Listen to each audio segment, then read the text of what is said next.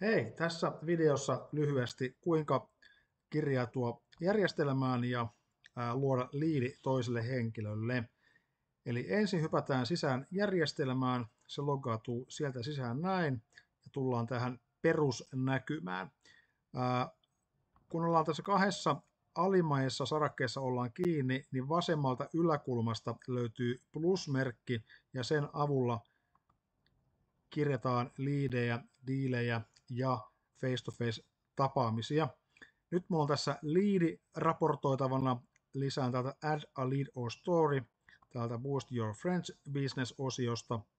Klikataan sieltä ja kohta tähän avautuu paikka, missä lähdetään näitä liidejä kirjaamaan. Jos mulla olisikin story, eli tarina jonkun ihmisen tai jäsenen tekeleistä, niin täältä sitten kerrotaan, kelle se on ja story-teksti, mutta nyt lähdetään kirjoittamaan liidiä, niin lähdetään hakemaan ensi henkilö, kelle se kohdistuu tämä liidi. Pannaan tämä nyt vaikka Antti Kauppiselle tästä liidi. Go exittiin.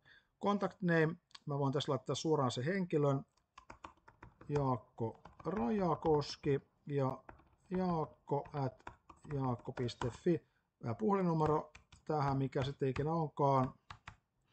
Näin, ja topic, soitapa Jaakolle, haluaa myydä firmansa. Noin.